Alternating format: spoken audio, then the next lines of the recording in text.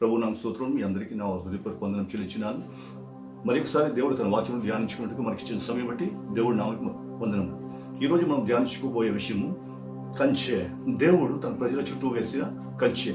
దేవుడు తన ప్రజల చుట్టూ కంచె వేస్తుంటారు. ఈ కంచె ఏంటంటే దుష్టుడు తన ప్రజలను ముట్టకుండా, దుష్టుడు తన ప్రజల పట్ల కార్యములు జరిగించకుండా, దేవుడు తన ప్రజలకు కలిగించిన ఈవులను, దేవుడు తన ప్రజలకు ఏర్పాటు చేసిన దీవెనలు, ఆశీర్వాదములు దుష్టుడు ఎత్తుకొని పోకూడనట్లు దేవుడు తన ప్రజల చుట్టూ వేసే కంచె. ఈ కంచె గురించి మనము ధ్యానించుకోబోతున్నాం. కంచె విషయానికి వచ్చేసరికి ప్రత్యేకంగా మనకు ఒక వ్యక్తిని మనం ధ్యానించుకుందాం. ఒక వ్యక్తి గురించి మనము ధ్యానించుకుందాం. ఎవరు ఆ వ్యక్తి అంటే, బైబిల్ అంతట్లో ప్రాముఖ్యత సంతరించుకున్న వ్యక్తులలో ఒకడు యోబు.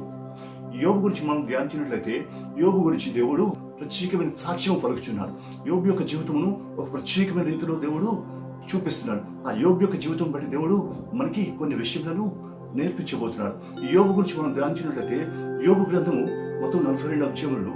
ఈ 42 అధ్యాయములలో యోబు దేవుని పట్ల ఏ విధంగా జీవించాడు, యోబు దేవునితో సహవాసం ఎలా కలిగి ఉన్నాడు, లోకములో యోబు ఎలా జీవించాడు అన్నది మొదటి 3 వచనములలో ఉంది. తర్వాత 4వ వచనం నుంచి 2 అధ్యాయం వరకు దేవుడు యోబుని బట్టి సాక్ష్యం చెబుతూ దేవుడు సాతానుతో ఛాలెంజ్ చేసిన, సాతాను యోబు పట్ల క్రియ జరిగించు, ఈ విధంగా వారిద్దరి మధ్య సన్నివేశం కలిగిస్తుంది. అదేవిధంగా 2వ అధ్యాయం చివరిలోకి వచ్చేసరికి తన భార్య దూషించు, తన భార్య కూడా ఆయనను గద్దించడం, లేకపోతే ఆయనను తృణీకరించడం మనం చూడగలుగుతున్నాం. తర్వాత 4వ అధ్యాయం ఇలా వరుసగా చూసుకుంటూ వెళ్తే ఒక్కొక్కటి సిరీస్, ఆర్డర్ ఆఫ్ సిరీస్. చివరి వరకు అతను కష్టపడుతూ, యాతన పడుతూ, శ్రమ అనుభవిస్తూ, శోధనలు ఎదుర్కొంటూ, తన సహోదరుల వల్ల, తన భార్య వలన, తన స్నేహితుల వల్ల శోధన ఎదుర్కొంటూ విశ్వాసం కలిగి జీవించి తన నోటి మాటతోనైనా కూడా అతను పాపము చేయలేదు అని దేవుడు చెప్తున్నాడు. మొట్టమొదటిగా యోబు జీవితం చరిత్ర గురించి మనం ఆలోచిద్దాం. యోబు యొక్క జీవిత చరిత్రలో, యోబు గ్రంథంలో ఏమని రాయబడి ఉందంటే, మొదటి 3 వచనం చెప్తున్నాను కదా, తూర్పు దేశమందు యోబు వంటి ధనవంతుడు లేడట, యోబు వంటి విశ్వాసం గలవాడు లేడు, యోబు వంటి భక్తిపరుడు లేడు. అతడు దేవుని యందు భయభక్తులు కలిగి, యథార్థమైన ప్రవర్తన కలిగి, నీతిని అనుసరించి జీవించే వ్యక్తిగా దేవుడు చెప్తున్నాడు. చూడండి, యోబు యొక్క ప్రత్యేకమైన లక్షణం ఏంటంటే, అతను యథార్థవంతుడు, నీతిమంతుడు, యెహోవా యందు భయభక్తులు గల వ్యక్తి. గమనించండి, ఎప్పుడైతే మనిషి యెహోవా యందు భయభక్తులు కలిగి ఉంటాడో దేవుడు అతన్ని జీవిస్తాడు. ఏ మనిషి అయితే నీతిమంతుడే ఉంటాడో అతను చెప్పాడు, నీతిమంతులను చూచుటకు యెహోవా కనుల దృష్టి భూలోకం అంతట సంచారం చేసిందట. ఎవరైతే యథార్థంగా ప్రవర్తిస్తున్నారో దేవుడు అంటాడు, యథార్థంగా ప్రవర్తించే వారికి ఏ మేలును చేయక మానడు. సో ఈ 3 గుణములు కలిగి ఉన్నాడు కాబట్టి యోబుని దేవుడు దీవించడం ప్రారంభించాడు, యోబుని దేవుడు ఆశీర్వదించడం ప్రారంభించాడు. యోబు ఆ దేశంలో ఘనమైన వ్యక్తిగా, గొప్ప ఔన్నత్యం కలిగిన వ్యక్తిగా యోబు ఊజు దేశం అంతట్లో కనిపిస్తున్నాడు. ఒకనొక సమయం వచ్చింది, దేవదూతలందరూ దేవుని సన్నిధిలో ప్రత్యక్షమై దేవునితో సమావేశమైన కాలం వచ్చింది. ఆ కాలం వచ్చినప్పుడు దేవదూతలందరితో పాటు అపవాది సాతాను కూడా అక్కడ వారితో పాటు దేవుడి సన్నిధిలో ప్రత్యక్షమైనప్పుడు దేవుడు చూడండి, దేవుడు యోబు పట్ల కలిగిన నమ్మకము, లేకపోతే యోబు పట్ల కలిగిన దేవుని యొక్క దృఢమైన విశ్వాసం బట్టి సాతానుతో దేవుడు ఛాలెంజ్ చేస్తున్నాడు. చూసావా, నా కుమారుడైన యోబును గ్రహించావా, ఎప్పుడైనా గమనించావా? మొట్టమొదటిగా చెప్పాడు, నువ్వు ఎక్కడి నుంచి వచ్చావంటే, సాతాను చెప్పాడు, నేను భూమి మీద ఇటు అటు తిరుగుతూ నేను వచ్చానప్పుడు దేవుడు అన్నాడు, సరే నువ్వు భూమి మీద ఇటు అటు తిరిగి వచ్చావు కదా, నా కుమారుడైన నా సేవకుడైనా యోబును నువ్వు చూసావా అన్నప్పుడు, చూశాను, అతను నా సన్నిధిలో ఎలా చూస్తున్నాడని అని దేవుడు సాతానుతో ఛాలెంజ్ చేశాడు. ఎప్పుడైతే సాతానుతో ఛాలెంజ్ చేశాడో సాతాను భారించలేకే ఉన్నాడు. సరేనయ్యా, నువ్వు నీ కుమారుడు చుట్టూ కంచె వేసావు, కుమారుడు చుట్టూ కంచె వేసావు, అతను కలిగినంతటిని దీవించావు, అతని బిడ్డలను దీవించావు, అతను చేయొచ్చు ప్రతి పనులు నువ్వు అతనికి సఫలత దయచేస్తున్నావు. నీ కంచె చుట్టూ ఉంది కాబట్టి అతను ఆశీర్వదింపబడుతున్నాడు. అందులో ఆశ్చర్యం ఉంది. అప్పుడు దేవుడు అన్నాడు, నువ్వు అదా అనుకుంటున్నావు, నో, నా కుమారుడు భక్తి గల వ్యక్తి, నా యందు భయం కలిగి శ్రద్ధగా జీవిస్తున్నాడు, అతని విషయంలో నాకు నమ్మకం ఉంది అన్నప్పుడు సాతానుడు, అయితే అతని చుట్టూ కంచె తీసేవయ్యా, కంచె తీసేసినప్పుడు అప్పుడు చూడు అతను నేను దూషిస్తాడన్న.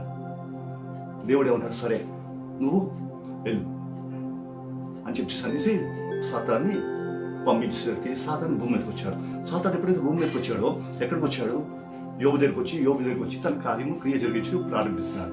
ఎప్పుడైతే యోబు దగ్గరికి వచ్చాడో యోబు దగ్గరికి వచ్చిన తర్వాత అతనేంటి దేవుని దగ్గర నుంచి పర్మిషన్ తీసుకుని వచ్చాడు. దేనికి యోబుని శోధించడానికి, యోబుని దేవునికి వ్యతిరేకంగా తిప్పడానికి. కానీ యోబు దగ్గరికి ఎప్పుడైతే వచ్చాడో యోబు దగ్గరికి వెళ్ళలేకపోతున్నాడు. గమనించండి, యోబు జీవితంలో ఇంకా కిందకు వచ్చినట్టయితే యోబు దేవుని యందు భయభక్తులు కలిగిన వ్యక్తి అయి ఉండి ప్రతి దినము రేయి మొదటి జామున తన కుమారుడు వారి కొరకు బలి అర్పించడం మనం అక్కడ చూడగలుగుతున్నాం. యోబుకి 7 కుమారుడు 3 కుమార్తెలు. ఈ 7 కుమారుడు 3 కుమార్తెలు కలిపి ప్రతి దినము ఒక్కొక్కరి ఇంటిలో 7 అన్నదమ్ముల ఇంట్లో రోజుకి ఒకరి ఇంట్లో చొప్పున వారు విందు చేసుకోవడం వారికి పరిపాటు అయిపోతుందట. వీరు విందు చేసుకున్న తర్వాత ఆ రోజు సాయంత్రం యోబు ఏం చేస్తున్నారంటే వారి గురించి దేవుని సన్నిధిలో బలి అర్పించడం ప్రారంభిస్తున్నారు. ఎందుకు బలి అర్పిస్తున్నారంటే, దేవా ఈ రోజు నా పిల్లలందరూ సమావేశమే విందువు చేసుకున్నారు. ఈ విందులో ఒకవేళ పొరపాటుగా వారు నీకు వ్యతిరేకంగా లేకపోతే పాపం చేశారేమో, కాబట్టి వారి పాపమును పరిహరించు అని వీరి పక్షంగా అతను బలి అర్పించడం మనం చూస్తున్నాం. ఎప్పుడైతే బలి అర్పింపబడుతుందో ఈ బలిని బట్టి వారి పాపములు పరిహరింపబడుతున్నాయి.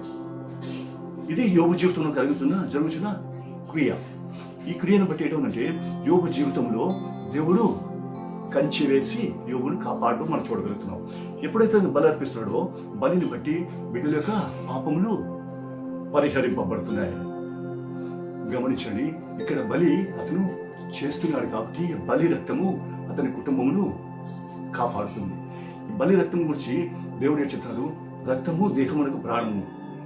ఆ రక్తము ప్రధాన యాజకుడు తీసుకొని అతి పరిశుద్ధ స్థలములోకి వెళ్ళి ఈ రక్తము బలిపీఠ కొమ్ములకు చెమిరినప్పుడు ఏంటంటే అతను వారికి పాపము పరిహారం అవుతుంది. సో ఇశ్రాయేలుకి దేవుడు ఏమని కట్టడి నియమించాడంటే, ఎవరైనా పాపములు చేసి పాపం పరిహరింపబడాలి అనుకున్నప్పుడు ఏంటంటే మీరు ఒక మేకనో దూడనో లేక గొర్రెనో తీసుకుని వచ్చి దేవుడి సన్నిధిలో బలిపీఠం బలి అర్పించి ఆ బలి యొక్క బలి రక్తమును ప్రధాన యాజకుడు తీసుకొని అతి పరిశుద్ధ స్థలంలో ప్రవేశించి అక్కడ దాని కొమ్ములను చెమరాలి. చెమిరినప్పుడు వారి పాపములు పరిహరింపబడతాయి.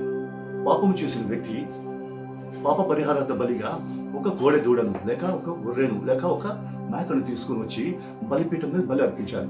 బలి అర్పించిన తర్వాత ఈ బలి రక్తము బలిపీఠపు కొమ్ములకు చెమరాలి. గొర్రె పిల్ల యొక్క ప్రాణమైన ఆ రక్తము ఆ బలిపీఠ కొమ్ములకు చెమరబడినప్పుడు ఏంటవుతుంటే ఏ వ్యక్తి అయితే బలిచ్చాడో ఆ వ్యక్తి యొక్క పాపములు పరిహరింపబడ్డాయి. చూడండి, ఒక బలి పశువును బట్టి ఆ బలి పశువు యొక్క రక్తం బట్టి ఆ వ్యక్తి యొక్క పాపములు క్షమింపబడ్డాయి. ఇక్కడ యోబు పిల్లలకు జరుగుతుంది ఏంటంటే వారి కోసం అతను బలి అర్పించడం వల్ల ఈ బలి పశువు యొక్క రక్తం వలన వారి పాపములు పరిహరింపబడుతున్నాయి. ఎప్పుడైతే పరిహరింపబడ్డాయో వారు దేవుని యొక్క సన్నిధిలో దేవుని యొక్క కంచెలో వారు భద్రముగా ఉన్నారు. దేవుడు వేసిన కంచె. సో ఇప్పుడు సాధారణ దేవుని యొద్ద నుంచి పర్మిషన్ తీసుకుని వచ్చాడు. ఏం చేయాలి? దీనికి యోబుని శోధించాలి, లేకపోతే యోబుని నాశనం చేయాలి, యోబుని దేవుడి సన్నిధిలోంచి దూరపరచాలి. సాతాను ఉద్దేశం. కానీ ఎప్పుడైతే ఈ కంచె అతని చుట్టూ ఉందో సాతాను ఏం చేస్తున్నాడు? అతని యొద్దకు వెళ్ళలేకపోతున్నాడు. కాబట్టి సాతాను ఇప్పుడు తన కుయుక్తి ప్రారంభించాడు. ఎలా ప్రారంభించాడంటే చూడండి, యోబు దగ్గరికి వెళ్ళాలంటే అతని కంచెను పడగొట్టాలి. ఈ కంచెలో ప్రవేశించాలంటే దేవుడు వేసిన కంచె సాతాను ప్రవేశించలేకపోతున్నాడు. కాబట్టి సాతానుడు తన కార్యము జరిగించడం ప్రారంభిస్తున్నాడు. ఎలా ప్రారంభిస్తున్నాడు చూడండి. అప్పుడు పనివారు వరుసగా రావడం మనం చూడగలుగుతున్నాం. 1వ అధ్యాయం 13 నుంచి 17 వచనంలో చూసినట్టయితే మొదటి వాడు వచ్చాడు. వచ్చి, అయ్యా నేడు అక్కడ సెబాయిలు వచ్చి మన ఎద్దుల మందను వారు తీసుకుని పోయారు అనేసరికి యోబు ఒక్కసారిగా నిశ్చేష్టుడైపోయాడు. ఇంతలోనే 2వ వ్యక్తి వచ్చాడు. అయ్యా మన మేకల మందలు చనిపోయాయి, మన మేకల మందలు వారు కొంతమంది తీసుకుని పోయారు. సో లేదు, మేకల మందలు కూడా పోయారు. 3వ వ్యక్తి వెంటనే వచ్చాడు. అయ్యా మన ఒంటెలను సెబాయిలు తీసుకుని పోయారు, మన దగ్గర ఏమీ లేదు. గమనించండి, యోబు ఆ బూజు దేశంలో బహుధనవంతుడు. అతనికి వేల కొలదిగా సంపద ఉంది, వేల కొలదిగా మందలు ఉన్నాయి. ఇప్పుడు ఏమైందంటే ఒకటి తర్వాత ఒకటి మందలు వరుసగా పోయాయి. ఎప్పుడైతే మందలు వరుసగా పోయాయో తర్వాత సాతాను తన కార్యము జరిగించాడు. ఎలా జరిగించాడంటే వెంటనే ఆ తర్వాత వచ్చాడు. తర్వాత పనివాడు వచ్చి అన్నాడు, అయ్యా నీ బిడ్డలు వారి సహోదరి ఇంట్లో విందు చేసుకుంటుండగా పెద్ద గాలి వచ్చి సుడి గాలి వచ్చి ఆ ఇల్లును కొట్టింది, ఇల్లు పడిపోయి వారందరూ చచ్చిపోయారు. ఇక్కడ సాతాను యొక్క క్రియలు మనం గమనించగలం. ఏంటి సాతాను యొక్క క్రియ అంటే చూడండి, బలి ఇవ్వడానికి కావాల్సింది బలిపశువు ఎప్పుడైతే ఉందో బలిపశువుతో అతను బలి ఇస్తున్నాడు. బలిని బట్టి అతని కుటుంబంకు ఆ కంచె కలిగి ఉంటుంది, ఆ రక్షణ అనే కంచె కలిగి ఉంటుంది. దేనికంటే ప్రాణం బలిస్తున్నాడు. బలిని బట్టి వారి కుటుంబం ఆ కంచెలో, అంటే రక్షణ అనే కంచెలో భద్రం చేయబడి ఉంది. కాబట్టి ఇప్పుడు సాతాను ఏం చేశాడంటే యోబు దగ్గరికి రాలేకపోయాడు, యోబు పిల్లల దగ్గరికి రాలేకపోయాడు. కాబట్టి యోబు దగ్గరికి రావాలంటే ఏంటి చేయాలంటే అతని చుట్టూ ఉన్న కంచె తీయాలి. ఎలాగా యోబు బలి ఇవ్వడం ఆపడు. కాబట్టి బలి ఇవ్వడం ఆపడానికి మొట్టమొదటి అడుగు వేశాడు. మొట్టమొదటి అడుగు ఏంటంటే తన ఎద్దులను కొట్టేశాడు, తన ఎద్దులను దొంగలించాడు.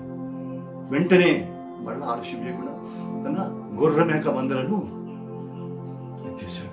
ఎప్పుడైతే ఇది ఎత్తేసాడో యోబు దగ్గర బలి ఇవ్వడానికి ఏమీ ఇంకా బలి పశువు లేదు. కాబట్టి ఎప్పుడైతే బలి పశువు లేదో యోబు ఇంటిలో బలి ఆగిపోయింది. చూడండి, సాతాను యొక్క కుయుక్తి. యోబు ఇంటిలో బలి ఆగిపోయింది. కావాల్సింది అదే కదా, సాతానుడికి కావాల్సింది యోబు బలి ఆగిపోవాలి. ఎప్పుడైతే బలి ఆగిపోయిందో యోబు గృహంలో ప్రవేశించడానికి సాతానికి అవకాశం కలిగింది. అప్పుడు వెంటనే సాతాను యోబు ఇంటిలో ప్రవేశించాడు. యోబు అమితంగా ప్రేమిస్తున్న తన పిల్లల యొద్దకు వెళ్ళి పిల్లలను హతమార్చేశాడు. చూడండి, యోబు ఎప్పుడైతే బలి ఆగిపోయిందో ఆత్మీయంగా చాలా కృంగిపోయిన వ్యక్తి, ఆత్మీయంగా నేర్చిల్లిపోయాడు. అయ్యో, నేను నిత్యం జరిగిస్తున్న బలి నేను జరిగించబోతున్నాను, దేవునికి సన్నిధిని, దేవునికి సహవాసం నేను కోల్పోయాను అని బాధపడుచుండగానే వెంటనే ప్రాణానికి ప్రాణంగా ప్రేమిస్తున్న పిల్లలకి మరణం వార్త విన్నాడు. చూడండి, ఆత్మీయంగా కృంగిపోయాడు ఆల్రెడీ. వెంటనే మనోవ్యాధులకు గురయ్యాడు. ఎప్పుడైతే సాతాను ప్రవేశించాడో వెంటనే ఆత్మీయ స్థితిలోంచి దిగిజారిపోయి మనోవేదనకి గురి అయిపోయాడు. సాతాను ఏం చేశాడంటే ఇప్పుడు యోబు దగ్గరకు వచ్చి యోబుని ఈ విధంగా శోధించాడు. తర్వాత ఏం చేశాడు, తన పిల్లల్ని మరణానికి గురి చేశాడు. అప్పుడు మరి ఒకసారి దేవుడి సన్నిధిలో ప్రత్యక్షపడడానికి మళ్ళా సమయం వచ్చింది. మళ్ళా దేవదూతలు సాతాను వెళ్ళి దేవుడి సన్నిధిలో నిలబడినప్పుడు మళ్ళా దేవుడికి, చూసావా నా యోబుని గురించి అన్నావు కదా, ఏం చేసావు, ఏం జరిగింది అంటే, అది కాదు దేవుడా, ఈసారి యోబు శరీరం టచ్ చేయడానికి అవకాశం నేను అతని సంగతి చూసిన అతని నోటితోనే అతను నిన్ను దూషించేలా నేను చేస్తాను అన్నాడు. దేవుడు అన్నాడు, సరే చేసుకో, కానీ అతను ప్రాణాన్ని ముట్టుకోకూడదని ప్రాణం మీద ఛాన్స్ ఇవ్వకుండా సాతాన్ని పంపించాడు. సాతాను వచ్చాడు. ఇప్పుడు ఏం చేశాడు, యోబు యొక్క శరీరాన్ని ముత్తాడు. యోబు యొక్క శరీరం ఎప్పుడైతే ముత్తాడో చూడండి, యోబు శరీరం అంతా కురుపులైపోయింది. యోబు శరీరం అంతా, దేహం అంతా పుళ్ళతో నిండిపోయింది. ఇప్పుడు యోబుకి ఇంటిలో నివాసం లేదు, సహవాసం లేదు. యోబు యొక్క కుటుంబంలో అతనికి సహవాసం లేదు, కుటుంబంలో అతనికి స్థానము లేదు. ఎటువంటి ఉన్నతమైన స్థితిలో ఉన్న వ్యక్తి ఎటువంటి హీనమైన స్థితిలో దిగజారిపోయాడు ఒకసారి మనం ఆలోచిద్దాం. దేనిని బట్టి జరిగిందంటే దేవుడు సాతానుతో పెట్టుకుని ఛాలెంజ్. మధ్యలో యోబు నిర్దోషి, కానీ దేవుడు సాతానుతో పెట్టుకుని ఛాలెంజ్ని బట్టి యోబు శ్రమలు అనిపిస్తున్నాడు. యోబు శ్రమలు అనిపిస్తున్నప్పుడు ఏమైందంటే తన భార్య వచ్చిన వెంటనే అప్పటికే ఆత్మీయంగా కృంగిపోయిన వ్యక్తి, తర్వాత వెంటనే మానసికంగా కృంగిపోయిన వ్యక్తి. ఇప్పుడు భార్య వచ్చి అంటాడు, అయ్యా ఇంత జరిగినా కూడా ఇంకా నువ్వు దేవుడు అని పట్టుకొని ఉంటావా, దేవుడు దూషించు, చనిపో, ఎందుకంటే చేయగలిగేది ఏమో లేనప్పుడు అన్నప్పుడు యోబు ఏమన్నాడు, మూర్ఖురాలు మాట్లాడినట్టు నువ్వు మాట్లాడకూడదు, ఎందుకంటే దేవుడు మనకి ఇచ్చాడని మనం అనుభవించాం. ఈరోజు మన దేవుడు తీసుకెళ్ళిపోయాడు, మనం దాని గురించి బాధపడవలసిన పని లేదు. ఆయన ఇచ్చాడు, ఆయన తీసుకెళ్ళిపోయాడు, అంతే. మన జీవితం మనం జీవిస్తాం అని అంటూ తన జీవితంలో ఏ మాటలో కూడా దేవుని దూషించినట్టు మనము చూడలేము. కారణం ఏంటంటే దేవుని యొక్క కంచె అనుభవం కలిగిన వ్యక్తి, దేవునికి సహవాసం అనుభవించిన వ్యక్తి. కాబట్టి తన వ్యక్తిగత జీవితంలో తన నోటిలో కూడా అతను పాపం చేయలేదు. ఇటువంటి పరిస్థితులు అతను ఆ స్థితిలో ఉంటుండగా అతని స్నేహితులు అతని గురించి తెలుసుకొని అతన్ని పరామర్శించడానికి వచ్చిన వ్యక్తులు ఏం చేస్తారంటే యోబుతో ఇప్పుడు సంభాషణ పెట్టుకొని యోబుని దూషించడం ప్రారంభిస్తున్నారు. నువ్వేం పాపం చేసావో, నువ్వేం అతిక్రమం చేసావో, దేవుడికి విరోధంగా నువ్వు ఏ తప్పితం చేసావో, అందుకే దేవుడు నిన్ను ఇలా ముత్తుతున్నాడు. గమనించండి, అతని పరిస్థితి ఒకసారి మనం ఆలోచించినట్లయితే భయంకరమైన స్థితిని అనుభవిస్తున్నాడు. ఆత్మీయంగా మూర్ఛిడిపోయిన స్థితిలో ఉన్నాడు, మనోవేదనతో బాధపడుతున్నాడు. భార్య వలన కూడా ఆదరణ లేదు సరి కదా, ఆమె వల్ల కూడా వేదన. ఇప్పుడు పరామర్శించడానికి వచ్చిన స్నేహితుల ద్వారా కూడా అతనికి శోధన, అతని జీవితము అంధకారం అయిపోయింది. స్థితిలో స్థిమితం లేదు, క్షేమం లేదు. ఎవరి నోటి నుంచి కూడా ఎటువంటి ఆదరణ మాటలు లేవు సరికదా. వచ్చిన స్నేహితులు ఏం చేస్తారంటే అతనిని దూషించి అతన్ని విమర్శించడం ప్రారంభించాడు. ఇంత విమర్శిస్తున్నప్పటికీ యోబు ఏం చేస్తాడంటే వారితో సమాధానం చెప్తూ వారితో వాదిస్తున్నాడు, కానీ ఎక్కడ ఏ మాటలో కూడా సాతానికి మరలా ఛాన్స్ ఇవ్వలేదు. అంటే దేవునికి విరోధంగా ఒక్క మాట కూడా మాట్లాడలేదు. దేవుడి అంతా చూస్తున్నాడు. ఎక్కడ కూడా దేవుడు యోబు తన విశ్వాసము కోల్పోయినట్టుగా మనము గమనించలేము. కారణం ఏంటంటే అతను దేవుని యొక్క సన్నిధిని, దేవునికి సహవాసాన్ని అనుభవించిన వ్యక్తి, దేవునికి శక్తిని ఆశ్రయించిన వ్యక్తి. కాబట్టి అతను ఇన్ని శోధనలు అనిపిస్తున్నప్పటికీ అతను తన విశ్వాసమును కోల్పోలేదు. దేవుని సన్నిధిలో తన నిరీక్షణను పోగొట్టుకోలేదు. కారణం ఏంటంటే దేవుని శక్తిని అడిగిన వ్యక్తి, దేవుని యొక్క శక్తిని అనుభవించిన వ్యక్తి, దేవుని యొక్క దీవెనను అనుభవించిన వ్యక్తి. కాబట్టి ఎన్నడూ దేవుడి సన్నిధి నుంచి తొలగిపోలేదు. ఎప్పుడైతే ఇది తొలగిపోలేదో దేవుడు గమనిస్తున్నాడు కదా, ఒక పక్క నుంచి గమనిస్తున్న దేవుడు ఇతని పట్ల దృష్టి ఇచ్చాడు. సాతానికి ప్రాణం మీద అధికారం ఇవ్వలేదు కాబట్టి అతను సజీవుడిగానే ఉన్నాడు, కానీ ఇన్ని శ్రమలు అనుభవిస్తున్నాడు. అనుభవిస్తున్నప్పుడు దేవుడు ఏం చేస్తున్నాడు చూస్తున్నాడు కదా. చూస్తున్న దేవుడు ఏం చేస్తున్నాడంటే ఇతరుని కనిపెడుతున్నాడు, ఎలా ఉన్నాడు. ఎందుకంటే దేవుడిని బట్టి అతనికి శోధన వచ్చింది. వచ్చిన శోధన నుంచి దేవుడే కాపాడాలి.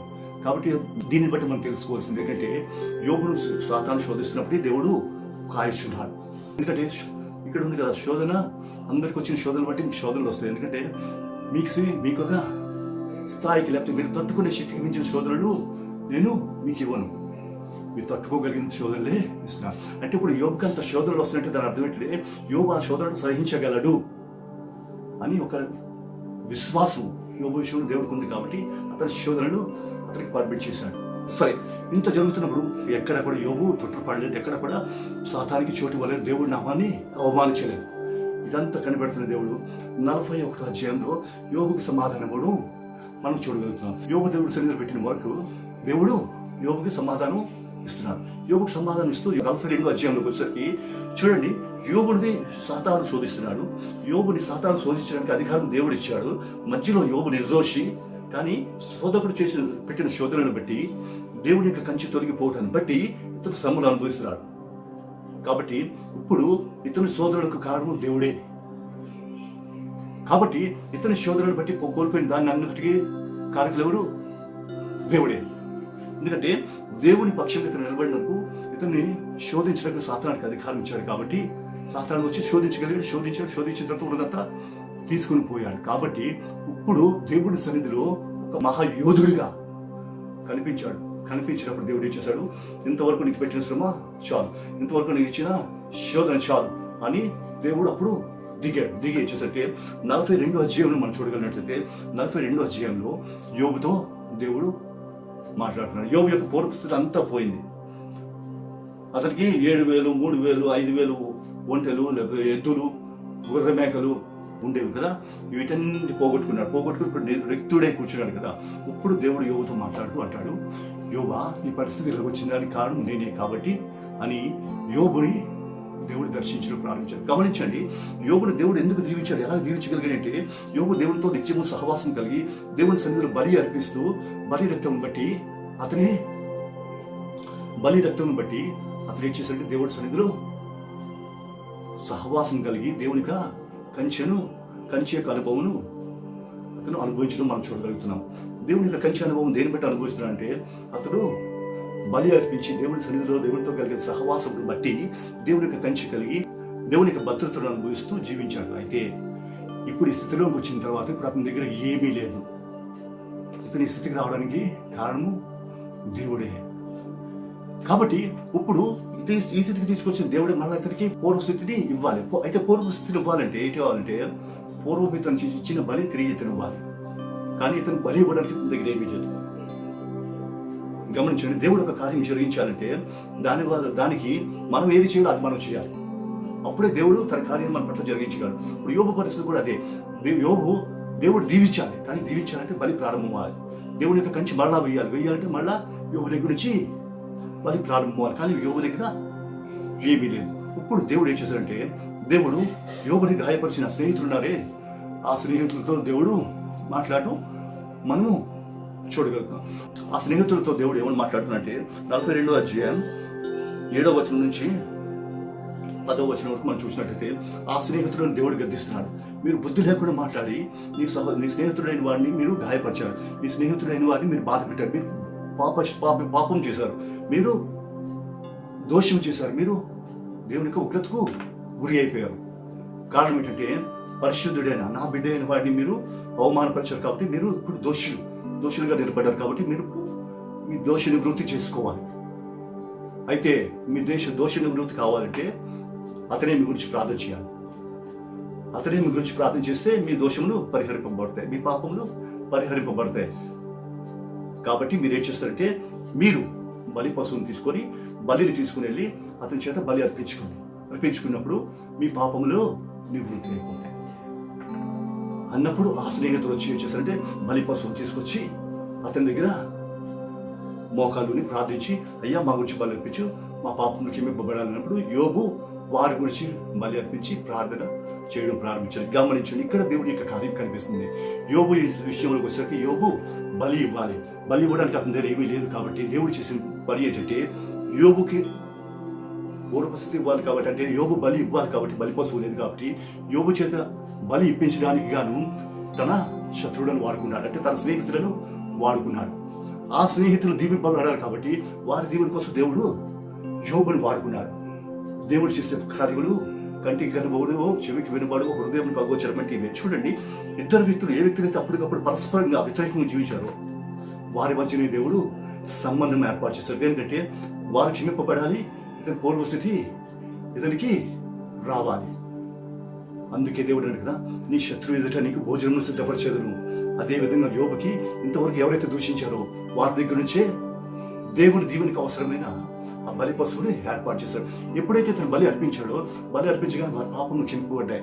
అయితే ఈ బలిని బట్టి ఇతను దీవెనకు ప్రారంభం జరిగింది. పూర్వస్థితి కంటే అంటే పూర్వస్థితికి రెండింతలుగా దీవింపబడటం మనం చూడగలుగుతాం. ఎలాగంటే ప్రతి ఒక్కటి 3,000 ఉన్నవారిని 6,000 వచ్చాయి, 5,000 ఉన్న ఎద్దులు 10,000 అయిపోయాయి, 7,000 ఉన్న ఒంటెలు 14,000 అయిపోయాయి. అంటే రెండింతల దీవెన అతను పొందుకోవడం మనం చూడగలుగుతున్నాం. చూడండి, ఇదే విధంగా పిల్లల విషయానికి వచ్చేసరికి మరి 7 పిల్లలు తను పుట్టారు. అయితే పిల్లలు 7 పుట్టారు కదా, మరి పిల్లలు 7 ఎక్కున్నారు, కానీ 7 మరొక ముందు ఆల్రెడీ దేవుడి సన్నిధిలో ఉన్నారు. సో పిల్లలు కూడా రెండింతగా ఆశీర్వదించారు. గమనించండి, ఇక్కడ మనం గమనించినట్టు ముఖ్యంగా మనం ఆలోచించవలసిందంటే ఇతని కంచె దేని బట్టి ఉందంటే ప్రార్థన, దేవుడి సన్నిధిలో బలి అర్పణ. ఈ బలి అర్పణ గురించి నేను చెప్పాను కదా, మనిషి పాపం పోవాలంటే బలి అర్పించాలి. బలి చేయాలంటే యాజకుడు అనేవాడు ఈ బలి రక్తమును సంవత్సరంలోకి ఒకసారి అతి పరిశుద్ధ స్థలంలోకి తీసుకొని పోవాలి. ఇది లేవి కాండంలో మనం చూడగలుగుతున్నాం. లేవి కాండం 4వ అధ్యాయం 32 నుంచి 35 వచనం మనం చూసినట్లయితే పాప పరిహారార్థ బలి, ఎవరైతే పాప పరిహారార్థ బలి ఇవ్వడానికి వచ్చారో వారికి బలి రక్తమును బలిపీఠములకు చెమరి దాన్ని అతి పరిశుద్ధ స్థలంలోనికి ప్రధాన యాజకుడు మాత్రమే తీసుకొని వెళ్ళాలి. ఎప్పుడైతే అతి పరిశుద్ధ స్థలంలోనికి ప్రధాన యాజకుడు తీసుకుని వెళ్ళి దేవుడి సన్నిధిలో వారి గురించి ప్రార్థన చేస్తాడు, అప్పుడు అతని పాపములు పరిహరింపబడతాయి. గమనించండి, ఇక్కడ పాపికి పరిహారానికి లేకపోతే దేవునికి మధ్య ప్రధాన యాజకుడు మనకు కనిపిస్తున్నారు. ఈ ప్రధాన యాజకుడు ఎప్పుడైతే తన పాత్రను పోషించి ఇతని పక్షంగా లోపలికి విజ్ఞాపన చేస్తాడో అప్పుడు ఇతని యొక్క పాపములు క్షమింపబడుతున్నాయి. ఎప్పటి వరకు జరిగిందంటే యేసుక్రీస్తు భూమి మీదకి వచ్చినంత వరకు ఇదే పరిస్థితి కొనసాగింది. ఎప్పుడైతే యేసుక్రీస్తు భూమి మీదకి వచ్చి భూమి మీద శిలువ వేయబడి శిలువ మరణం పొంది ఆ శిలువ మరణం పొందిన యేసుక్రీస్తు తానే స్వయంగా దేవాలయంలోకి ప్రవేశించాడు. ఇక్కడ దేవాలయంలో చూడండి, పరిశుద్ధ స్థలం అతి పరిశుద్ధ స్థలంలోకి మధ్య ఒక తెర ఉంది. ఈ తెరలో దాటితే అతి పరిశుద్ధ స్థలం, తెర యువతల పరిశుద్ధ స్థలం. పరిశుద్ధ స్థలంలో దేవుని సన్నిధిలో దేవునికి బలి ఇచ్చిన వ్యక్తులు లేకపోతే దేవుని సన్నిధిలో దేవునితో సహవాసం కలిగిన వ్యక్తులు వెళ్ళగలరు. కానీ ఈ పరిశుద్ధ స్థలంలోకి అతి పరిశుద్ధ స్థలంలోకి వెళ్ళాలంటే ప్రధాన యాజకుడు ఒకడు మాత్రమే వెళ్ళగలడు. ఈ పరిశుద్ధ స్థలానికి అతి పరిశుద్ధ స్థలానికి మధ్యన ఒక తెర అడ్డుగా ఉంది కదా. ఈ తెర అవతల ఉన్న పరిశుద్ధ స్థలమును మనం గమనించాలి. తెర అవతల ఉన్న పరిశుద్ధ స్థలమును ఎవరూ చూడలేదు, ప్రధాన యాజకుడు మాత్రమే చూడాలంటే ప్రతి వ్యక్తి యొక్క పాపమును పరిహరింపబడాలి, క్షమింపబడాలంటే ఒక ప్రధాన యాజకుడు మధ్యవర్తి అక్కడ అవసరం. కారణం ఏంటంటే తెర ఉంది. అయితే యేసుక్రీస్తు ఎప్పుడైతే భూమి మీదకి వచ్చి మనుషుల కొరకు పాప పరిహారార్థంగా బలి అయ్యాడో, ఇంతవరకు కోడెల యొక్క పొట్టేళ్ల యొక్క రక్తం వల్ల మనిషి పాపమును పరిహరింపబడింది. కానీ యేసుక్రీస్తు ఎప్పుడైతే భూమి మీదకి వచ్చి శిలువ మీద యాగమైపోయాడో, ఆ శిలువ రక్తం వల్ల మనిషి పాపములకు క్షమాపణ కలిగింది. ఎప్పుడైతే శిలువ మరణం పొందాడు, గమనించండి, శిలువ మరణం పొందిన వెంటనే జరిగిందంటే ఆలయపు తెర చినిగేను అని మనం చూడగలుగుతున్నాం. మత్తయి సువార్త 27:51 చూసినట్లయితే ఆలయపు తెర చినిగేను అని చూస్తున్నాం. ఇక్కడ జరిగింది ఏంటంటే యేసుక్రీస్తు ఎప్పుడైతే చనిపోయినట్టును దేవాలయంలో ప్రవేశించి, దేవాలయం అతి పరిశుద్ధ స్థలంలో ప్రవేశించి అక్కడ దేవుని ఆత్మతో కలిసి దేవాలయంలో నుంచి తెరను, మధ్యలో ఉన్న పరిశుద్ధ స్థలానికి అతి పరిశుద్ధ స్థలానికి మధ్యలో అడ్డుగా ఉన్న తెరను చింపేసి పరమునకు పోయాడు. అంటే దీని అర్థం ఏంటంటే దేవుని సన్నిధిలో అతి పరిశుద్ధ స్థలంలో ప్రవేశించడానికి అడ్డుగా ఉన్న ఆ తెరను దేవుడు తొలగించి నాటి నుంచి మనిషికి దేవుడితో డైరెక్ట్ సహవాసం ఏర్పాటు చేశాడు. కాబట్టి ఇప్పటి వరకు అడ్డుగా ఉన్న తెర, అవసరమైన ప్రధాన యాజకుని పరిస్థితి దేవుడు తొలగించాడు. ఎందుకంటే తానే ప్రధాన యాజకునిగా లోపలికి ప్రవేశించి తన ప్రజల పట్ల కార్యం జరిగించి నాటి నుంచి ప్రజలు తిన్నగా దేవుడితో డైరెక్ట్గా సహవాసం చేయడానికి అవకాశం కలిగించాడు. ఎలాగంటే దేవుడు అడ్డుగా ఉన్న తెరను తొలగించాడు. దీని గురించి మనం హెబ్రీ పత్రిక 9:12-14 వరకు మనం చూసినట్లయితే యేసు తానే ప్రధాన యాజకుడిగా లోపలికి దూరి తన రక్తంతోనే మనుషుల పాపములకు పరిహారం కలిగించి పరిశుద్ధ స్థలంలోనికి మన దేవునికి మనుషులకు ప్రవేశం దయచేశాడు అని చూడగలుగుతున్నాం. మొదటి పరిస్థితుల్లో అయితే ప్రధాన యాజకుడు ఉండాలి, మధ్యవర్తి ఉండాలి. మధ్యవర్తి వచ్చి బలి పశువుని తీసుకొని, బలి పశువు యొక్క రక్తం తీసుకొని లోపలికి వెళ్ళాలి. కానీ యేసుక్రీస్తు ఏం చేశారంటే తనే బలి పశువుగా ఉండి బలి అయిపోయి మనుషుల పాపములకు పరిహారంగా బలి రక్తం చెందించి ఆ రక్తము తనే యాజకుడిగా తీసుకుని వెళ్ళి దేవుడి సన్నిధిలో మనిషి పాపముల కొరకు దాన్ని సమర్పించి మనిషికి దేవుడికి మధ్య అడ్డుగా ఉన్న తెరను తొలగించేసి దేవుడి సన్నిధిలో మనిషి ప్రత్యక్షంగా ప్రార్థించడానికి, దేవుడితో తిన్నగా మాట్లాడడానికి మనిషికి యేసుక్రీస్తు దేవునితో సహవాసాన్ని ఏర్పాటు చేశాడు. నాటి నుంచి బలిస్థానంలో ప్రార్థన ప్రారంభమైంది. ఆ రోజైతే యాజకుడు తీసుకుని వెళ్ళి మన పక్షంగా విజ్ఞాపన చేయగానే ఈ రోజు ఏం చేస్తుంటే నువ్వు తిన్నగా నువ్వు మటుకు నువ్వుగా దేవుని సన్నిధిలో ప్రార్థన చేసి దేవుడితో నువ్వు మాట్లాడవచ్చు. కాబట్టి ఆ రోజు కంచెగా ఉన్న ఆ బలి ఏంటంటే నేడు నీ యొక్క ప్రార్థనా స్థితి, నా యొక్క ప్రార్థనా స్థితి. మన ప్రార్థనా స్థితి మన ఇంటికి కంచె. మనం దేవుడి సన్నిధిలో ఎంత సహవాసం కలిగి ఉన్నామో, ఎంత ప్రార్థన చేస్తున్నామో, ఎంత బలమైన ఆత్మీయస్థితి కలిగి ఉన్నామో అదే మన ఇంటికి కంచె. ఎప్పటి వరకైతే ఈ కంచె ఉంటుందో సాతానుడు నీ యొద్దకు రాలేడు. ఈ కంచెను బట్టి దేవుడు నిన్ను ఆశీర్వదిస్తాడు, నిన్ను దీవిస్తాడు, నిన్ను కాపాడుతాడు, నీ కుటుంబమును కాపాడుతాడు, నీ కలిగిన సమస్తమును దేవుడు కాపాడుతాడు, నీ ఉద్యోగం కాపాడుతాడు, నీ ఆరోగ్యం కాపాడుతాడు. ఇక సమస్త క్రియలలో దేవుడికి సన్నిధిని సహవాసము నీకు ఉండాలి. ఎందుకంటే దేవుడి కంచె నీ చుట్టూ ఉంది.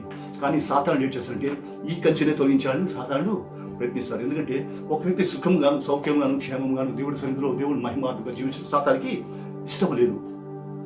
ఎప్పుడు మనిషిని నాశనం చేయాలి, మనిషిని పతనం చేయాలి, ఇది సాతాను యొక్క ఉద్దేశం. కాబట్టి నువ్వు దేవుని యొక్క కంచెని చుట్టూ ఉండడం సాతానికి ఇష్టం లేదు. కాబట్టి ఎప్పుడు కంచెని పడగొట్టాలని చూస్తాడు. ఈ కంచె ఏంటంటే మన ప్రార్థనా స్థితి.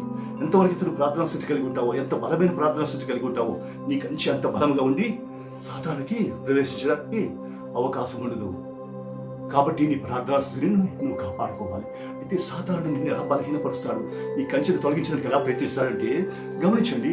ప్రార్థనా స్థితిలో, ప్రార్థనా జీవితంలో మనం ఎలాగున్నట్టే ఏకాగ్రత కలిగి దేవుని సన్నిధిలో స్థిరంగా, నిర్మలంగా దేవుడి సన్నిధిలో ప్రార్థించే అనుభవం మనకు కలిగి ఉండాలి. ప్రార్థనా జీవితం పడగొట్టాలని సాతానుడు ఏం చేస్తాడంటే ఆ సమయమునకే ఎవరో బంధువులు వచ్చేటట్టు చేస్తాడు.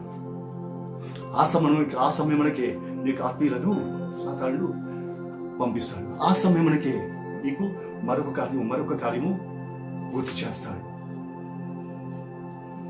దానివల్ల ఏంటి జరుగుతుందంటే నీ ప్రార్థన డిస్టర్బ్ అవుతుంది, నీ ప్రార్థనకి అభ్యంతరం కలుగుతుంది. ఎప్పుడైతే ప్రార్థనకి అభ్యంతరం కలిగిందో దేవునికి సహవాసం బ్రేక్ అవుతుంది. అంటే దేవుని యొక్క సహవాసము అక్కడ తెగుతుంది.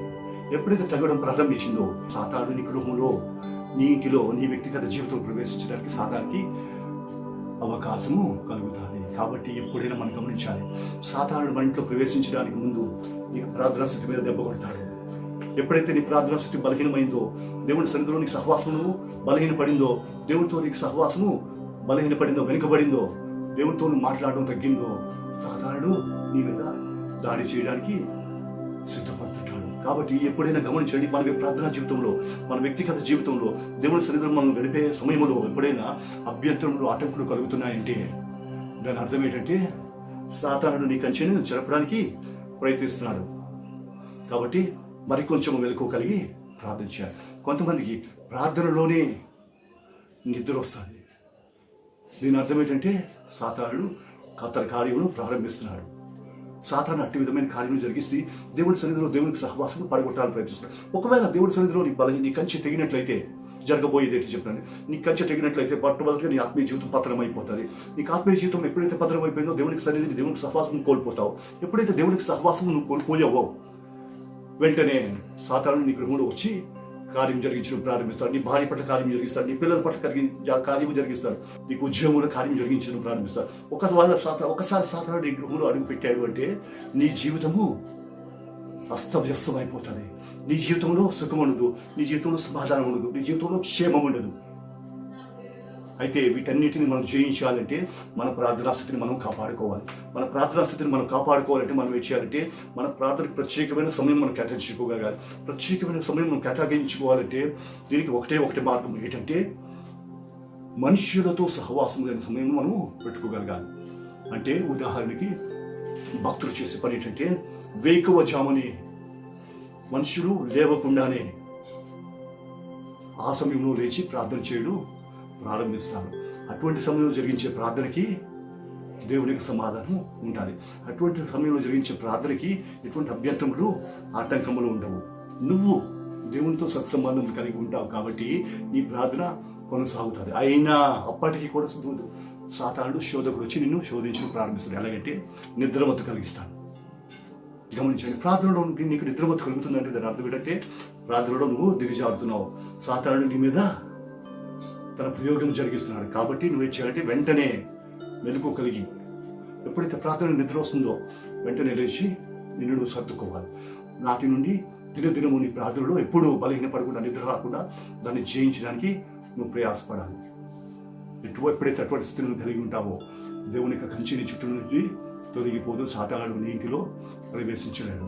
కాబట్టి గమనించండి, ఈరోజు మనం తెలుసుకునే విషయం ఏంటంటే దేవుడు వేసిన కంచె, ఆ కంచె మనకిచ్చే భద్రత. ఆ భద్రత నుంచి సాతానుడు మనలను ఎలాగ పడగొట్టాలి అని జరిగించే ప్రయత్నాలు. ఆ కంచె భద్రంగా మనం కాపాడుకున్నట్లయితే మనకు దీవెన, మన కుటుంబంలో దీవెన, మనం చేసే ప్రతి పనిలో దీవెన, మన బ్రతుకు దీవెనకరంగా ఉంటుంది. సాతాను శోధకుడు, తన పని శోధకుడే ఎప్పుడూ శోధిస్తుంటాడు. కానీ నీ విశ్వాసం, నీ భక్తిని నువ్వు కాపాడుకున్నట్టయితే నీ కంచె అన్నటికీ చెరిగిపోదు. నిత్యమైన దేవుని దీవెన నీకెప్పుడు ఉంటుంది. దేవునికి ఆశీర్వాదము ఐశ్వర్యమునిచ్చును కదా. యోగుకు దేవునికి ఆశీర్వాదమే అక్కడ ఐశ్వర్యమునిచ్చింది. ఊర్జ దేశమంతట్లో అంతటి గొప్పవాడు ఎవడో లేదు, అంతటి ధనవంతుడు ఎవడో లేడని దేవుడు చెప్పాడు కదా. అటువంటి దేవుడే సహవాసమే, అటువంటి దేవుని యొక్క కంచె నీ చుట్టూ ఉంటే నీకు కూడా ఐశ్వర్యం దేవుడు ఇస్తాడు, నీకు కూడా దీవెనిస్తాడు, నీకు కూడా ఆశీర్వాదం ఇస్తాడు. కాబట్టి దేవుని యొక్క కంచెలో మనం జీవిస్తూ ఆ కంచెను మనం కాపాడుకుంటూ దేవునితో నిత్యమైన సహవాసం కలిగి ఉన్నట్లయితే మన ఆత్మీయస్థితి అంతకంతకు వర్ధిల్లి దేవుని యొక్క దీవెనలు పొందుకోవడానికి మనకు ఆస్కారం ఉంటుంది. కాబట్టి ప్రియ సహోదరుడి, నేటి వాక్యం నీవు నేను ఏ స్థితిలో ఉన్నాము? మన ప్రార్థనా జీవితం ఎలాగుంది? మన ప్రార్థనా జీవితం బలముగా ఉందా? సో మన కంచె బలంగా ఉంది. ఒకవేళ మన ప్రార్థనా జీవితంలో ఎక్కడైనా బలహీనంగా ఉందా? మన కంచె ఎక్కడో బలహీనపడుతుంది. దుష్టుడు ప్రవేశించడానికి అవకాశం వస్తుంది. గమనించండి, దుష్టుడు ఒకసారి ప్రవేశించడం నీ కుటుంబం పాడైపోతుంది, నీ వ్యక్తిగత జీవితం నాశనమైపోతుంది, దేవునితో నీకు సహవాసం, దేవునితో నీకు సంబంధము తెగిపోతుంది. ఒకసారి దేవునితో నీకు సహవాసం, సంబంధం తెగిపోయిందంటే నీ బ్రతుకు దౌర్భాగ్య స్థితిలోకి దిగజారిపోతుంది. గమనించుకుందాం, మన స్థితిని మనం సరిచేసుకుందాం. ఏ స్థితిలో బలహీనంగా ఉన్నామో ఆ స్థితిని లేచి చక్కబరుచుకున్నట్లయితే దేవుడు మనలను మరలా పూర్వ స్థితిలోనికి తీసుకురావాలని దేవుడు ఎదురు చూస్తున్నాడు. ప్రియ సహోదరుడా, గమనించండి, దేవుని సన్నిధిని, దేవుని సహవాసం నిత్యము కాపాడుకుంటూ దేవుడు మన చుట్టూ వేసిన కంచెని మనము కాపాడుకుంటూ దేవుని సన్నిధిలో యోబు ఏ విధంగా అయితే సాక్ష్యం పొందడం, అటువంటి సాక్షి జీవితం మనము కలిగి ఉండి దేవునికి దీవెనలు పొందుకొని ఆశీర్వాదింపబడి మనము మన కుటుంబము కట్టబడి దేవుడి సన్నిధిలో ఇక్కడ వర్ధిల్లి అభివృద్ధి పొంది అనేకులకు దీవెనకరంగా ఆశీర్వాదకరంగా ఉండాలని కోరుచు ఈ నా మాటలు ముగిస్తున్నాను. దేవుడి కొద్ది మాటలు మనందరి వెనుకలో ఫలింపజేయను గాక. ఆమేన్. ప్రార్థన చేసుకుందాం. పరలోక వందనం మా తండ్రి, నీకు వందనం చెల్లించున్నాము.